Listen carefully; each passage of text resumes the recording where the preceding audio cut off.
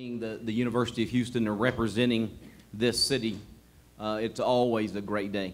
I'll start with, I was about a week and a half ago, I was on a recruiting trip and I walked out of my hotel room and it was about 45 degrees and I said, it smells like basketball season.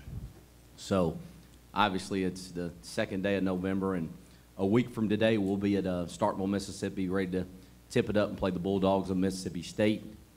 Very excited about our schedule, but I'll first talk about our players as far as just in generalization of how we've practiced, and the staff has been unbelievable with all their due diligence of working and preparing and allowing me to be here as well as be on the road recruiting and finish up some things. And can't say enough about Coach Scott, Coach Justice, Coach Foster, and even Coach Mason and Coach Jones. And obviously Rusty does a phenomenal job for us with the Director of Basketball Operations position.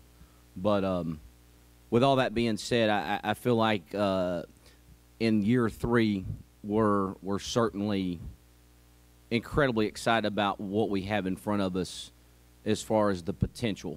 And right now that's exactly what it is. It's potential.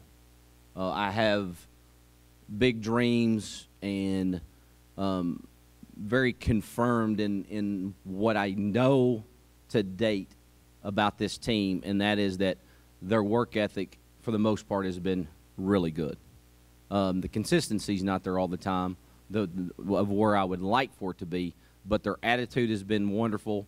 The biggest thing right now that I'm really excited about is their camaraderie and their chemistry. They really care about each other.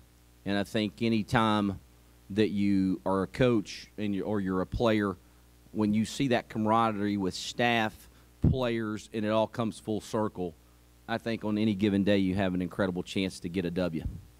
And I think the other thing that we have this year that we haven't really in the past 2 years is we have depth, at least on paper. I really believe that we'll have depth and be able to execute more of the style that we want to play, and that's very up-tempo, and I think we'll have many opportunities, much more so than the years past, of being able to press and really create a lot of our offense out of our defense. With that being said, I'll open up for any questions.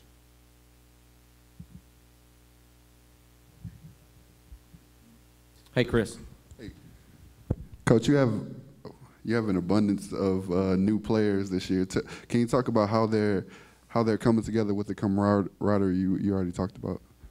Oh, absolutely. I think that's a really good question, and the fact of, what I was alluding to is that we had a really good summer, and it goes back to Coach Kelly preparing these kids once again extremely well for the conditionings, the condition and conditioning part of it, of what a Division I basketball team is going to go through.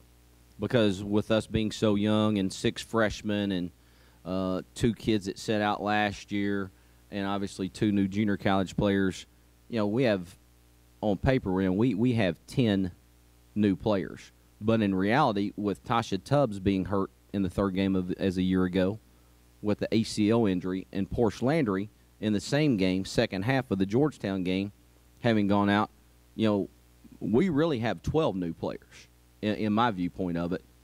The camaraderie part of it is it started, like I said, full circle with those 12 coming back, going to summer school, putting in the work with Coach Kelly, and I just think that they saw it. They saw it, they got it, in the fact of we're here and we're all, they have kind of their own, little saying, little cliche is, one team, one dream. And I think that's exactly what started that chemistry, camaraderie was summer, is that they pushed each other. I think without question, the difference in being good and being great is you can take constructive criticism. And when they got on each other, they took it, they made the change, no attitude, everybody's checked their ego at the door. And I think that's the biggest difference that I've seen in a long time.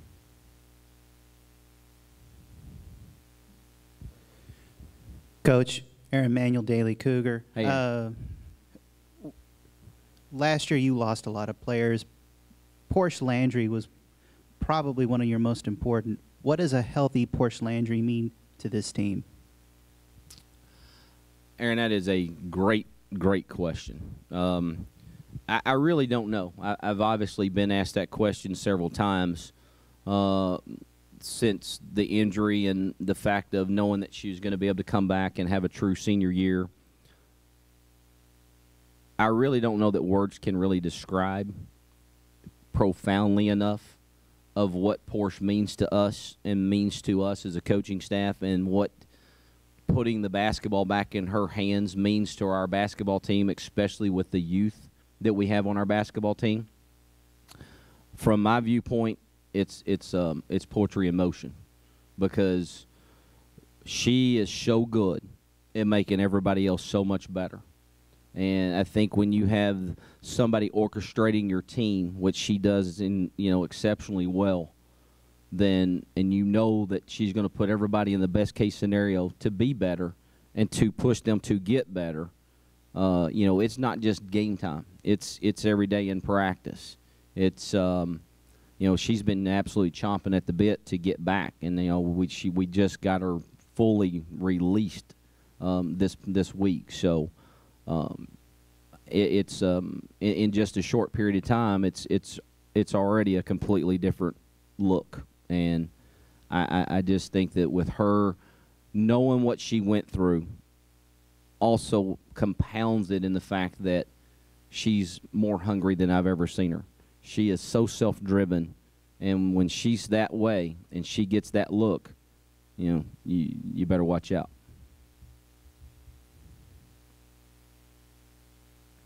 Do you think having more depth this season, do you think and playing up-tempo will aid your defense more this year? I'm sorry, say it one more time. Having more depth and being able to play more up-tempo will aid the defense more this season?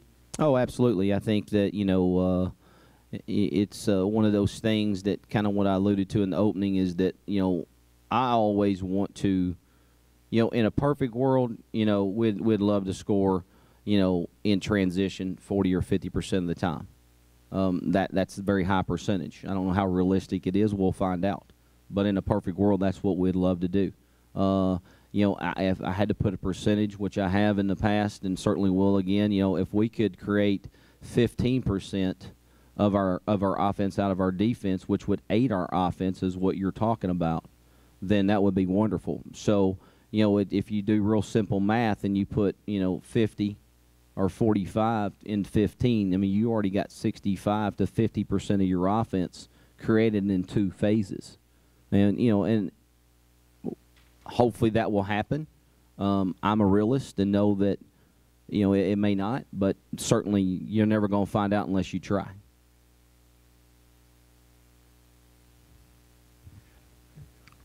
Hey, Todd. Hey, John. Has there been one thing that you've seen in camp that you weren't expecting to see, something from the guys, from the players that you weren't expecting to see, or just it's really surprised you from what you've seen? I think in a generalization, to answer the question, I think that I've probably been pleasantly surprised more so with just they have no fear right now. And, I don't know if that's a good thing or a bad thing, but I'm going to take it as a real positive. We can obviously talk in generalizations here from, just the classifications, in having the six freshmen. Right now, they don't know any better. I think that's the biggest positive. Now, I will say this, with, once again, incredibly, with incredible leadership from, as I talked about a while ago with Porsche, but not only Porsche, but, transfer, former player of mine that's transferred back in Destiny Tejada. They've been there, done that. And, even Marissa Ashton transfer from Texas Tech. I mean, we've leaned on them an incredible amount to get them to understand the best that they can via talking about it, telling them about it. Now, I'm old school in the fact that it's twofold. I think it means a whole lot more coming from one of their teammates than it really does from one of us from a coaching staff.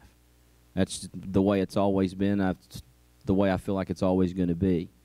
I think the other side of it is that if they can see a little bit, just in a vision of what those three are telling them, then we got a really good chance. And hopefully I answer your question. The fact that, I just think that I think their no fear right now has been the thing that's been pleasantly surprising. And this, and this is the team's last year in Conference USA. Does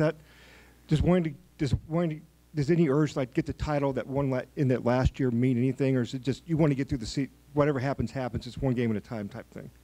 Well, it's certainly one game at a time, but I mean we've not we haven't hidden any of our agenda in the fact that Conference USA has been tremendous to us, and with everything that's happened and all the changes and getting everybody healthy, there's no reason for us not to take a stab at going for another conference championship regular season and or win it in Tulsa. And if we want our cake and eat it too and throw ice cream and a cherry on top, hey, let's do both. So that's certainly our goal.